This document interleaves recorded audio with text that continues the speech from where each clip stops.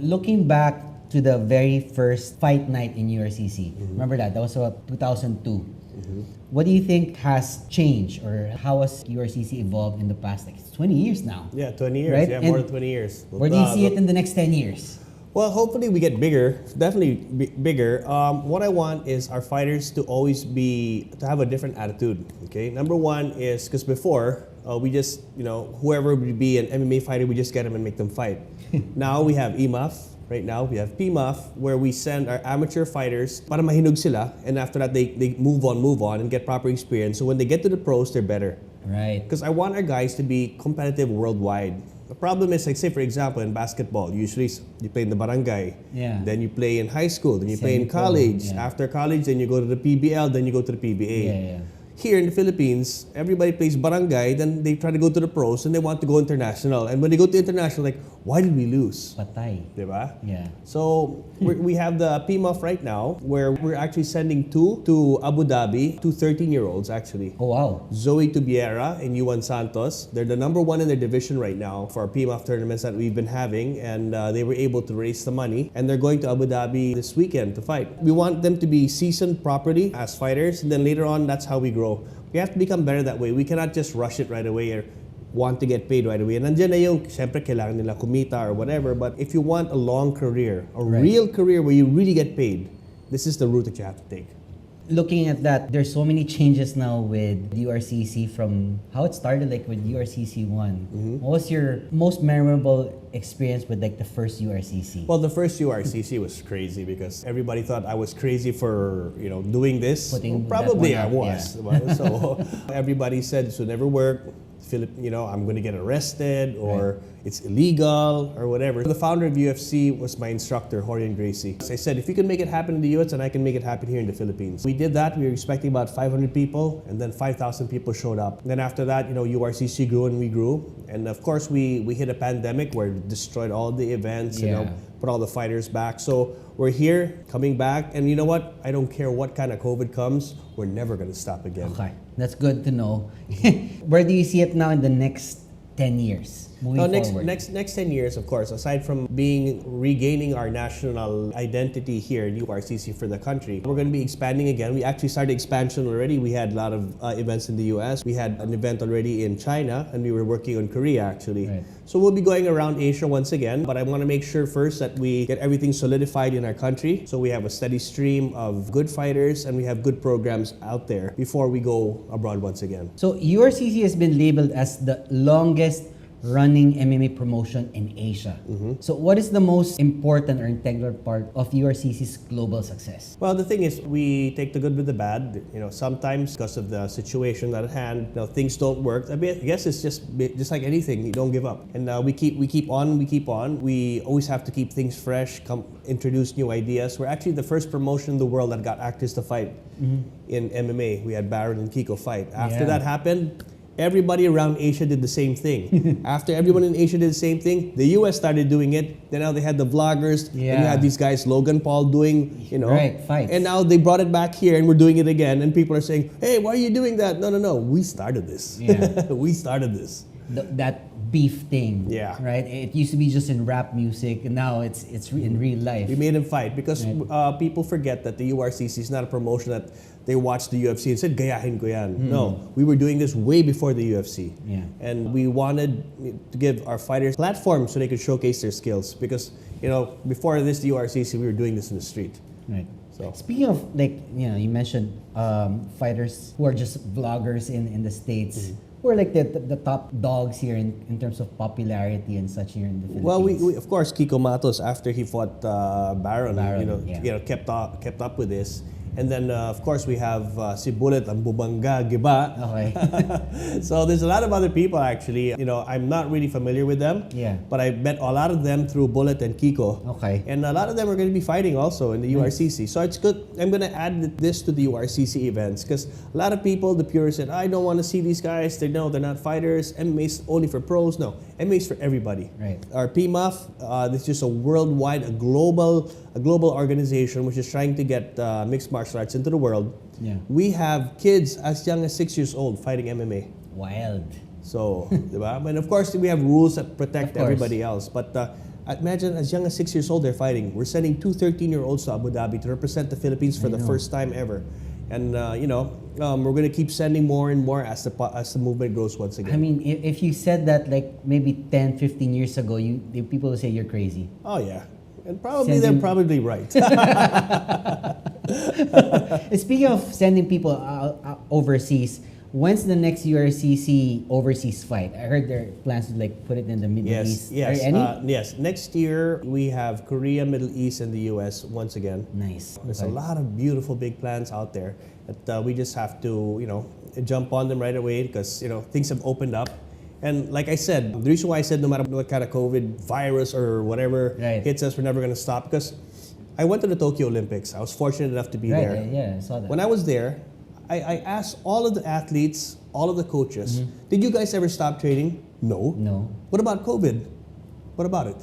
Yeah. It's like we were the only idiots that had these robot astronaut face shields, these masks all the time, and then when I finally got COVID, it's like, this is it. That's it. I had worse hangovers. Yeah. So, so anyway, we're never going to stop. I mean, COVID is something that's here to stay, and we're not going to ruin or stop our lives because of it. Let's talk about the Mammoth versus Boss Bullet fight, and that stirred a lot of tension on social media. And in your view for example, as a viewer, what do you think you'll see to expect in the upcoming fight? Let me just give you a quick background first. I would always see Sugar talk about somebody, he would always say, oh, bullshit ka, Bullet, or something. He always say something like that. It's like, why is this guy picking on another, you're a heavyweight champion, the URCC 3 versus 3 champion. I mean, who's this guy you're messing with?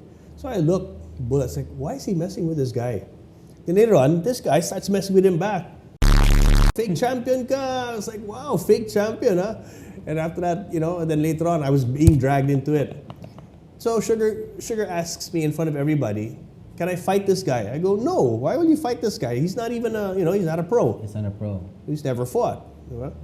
And then later on, this guy says, I'm going to go to the Philippines and I'm going to make him hamon. He said that to Sugar. So as soon as he gets here, bago pa lang niya hamunin si Sugar, inabangan na ni Sugar sa airport. They fought already there. So I said, you know what, instead of you guys fighting in the airport, in public, I'll just do the fight, okay? And let's see what happens, If it looks like a fight that people want to see, then why not? We'll put it on. So that's where we're at right now, and that's what started. Now, what to expect? Everybody thinks that Bullet is, a nobody. This guy's in peak condition. He does jiu-jitsu. He even has jiu-jitsu tattooed here. He's been training. He's been training with everybody.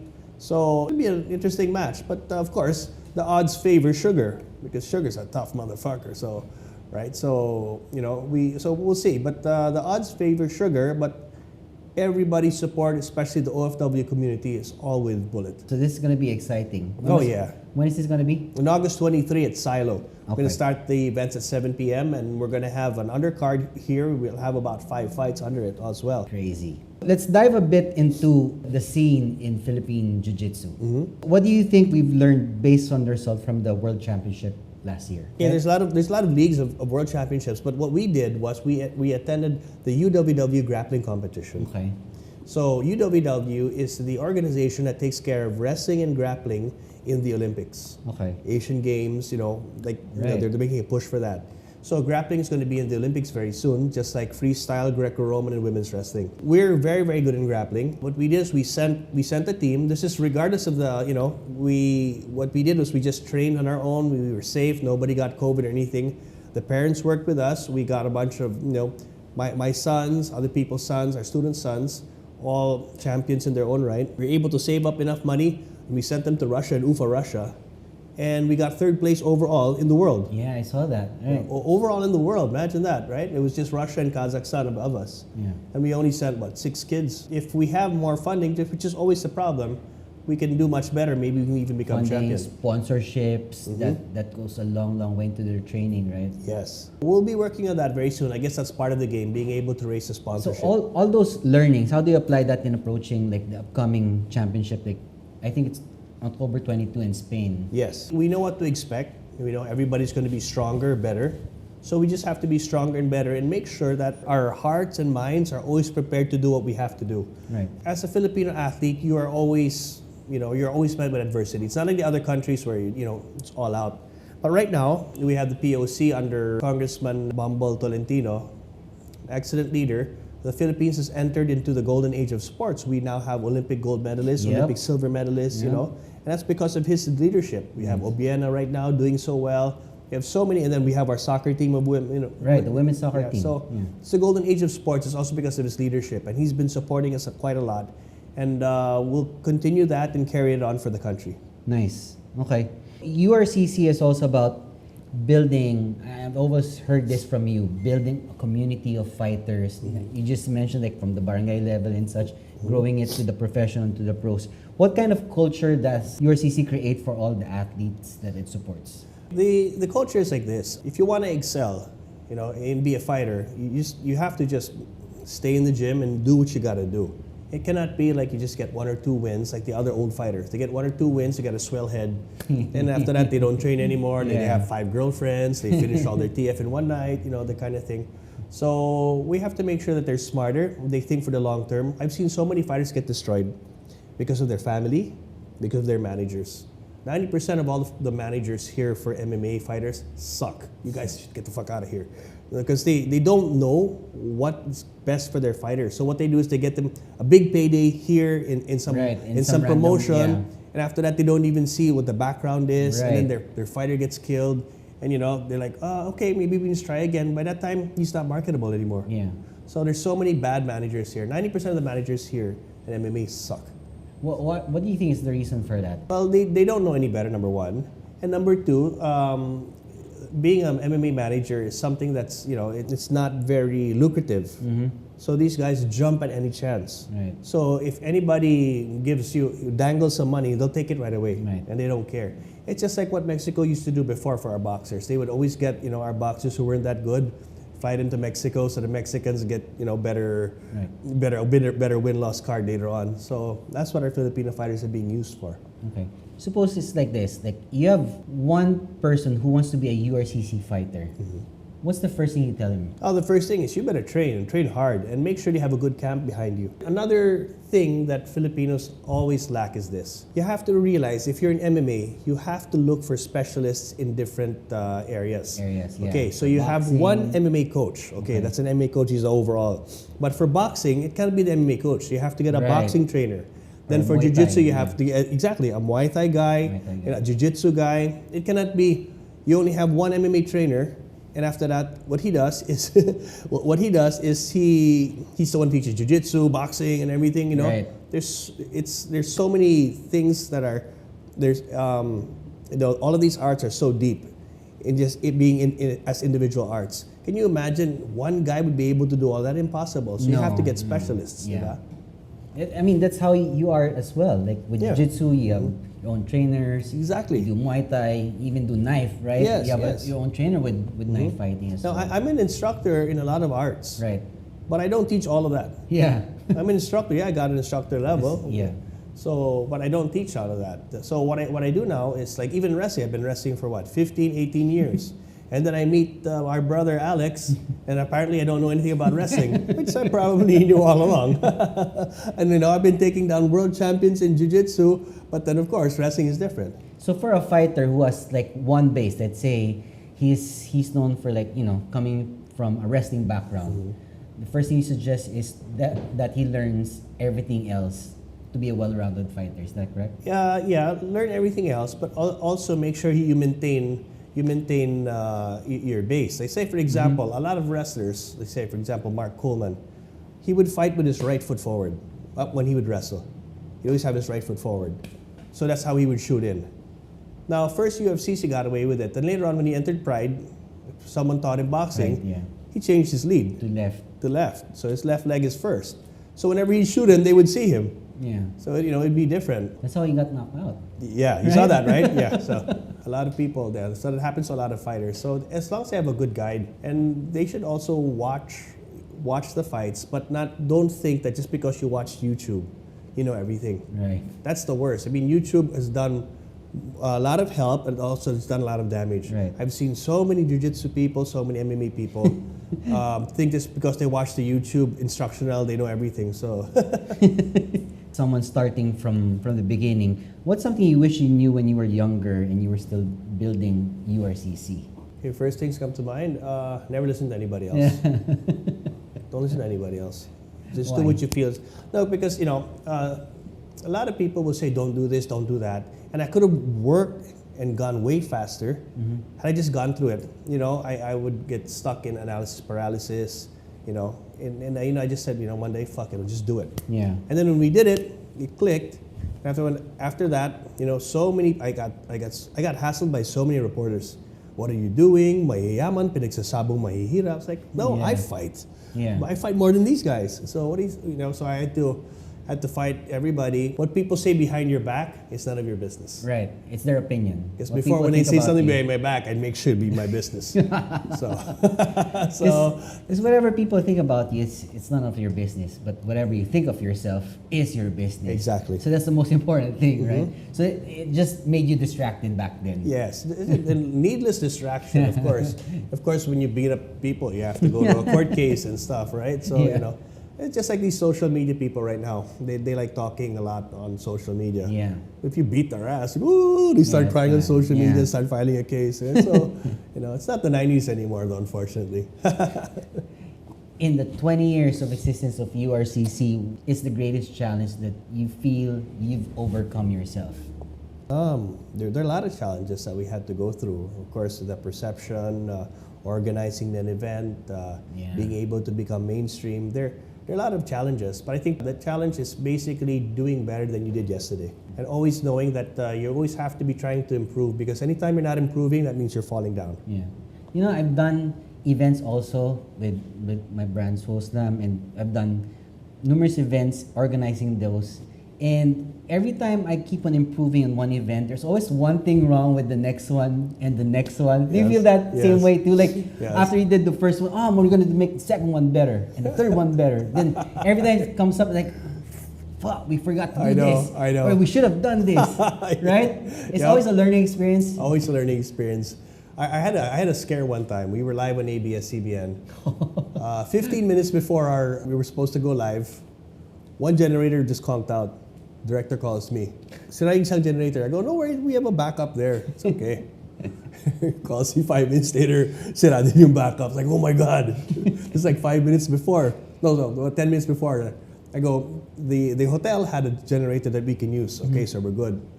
And they say, you know what? We can't make the generator of the hotel work. Why? Because we don't know how to work the wires. The wires, And this is 5 minutes before. You go on air. Like live in ABS. So what happens if you don't have a generator? You don't have an event. I go, really? Oh my God. So, ganon. One guy happened to be walking by. Yeah. Said, ano problema dyan? I thought we can't make this work. Ganon lang ba? He goes in and fixes it himself. Boom! Started up. Everything was good 5 minutes before. Imagine that. These things that happen in events, right? Yeah.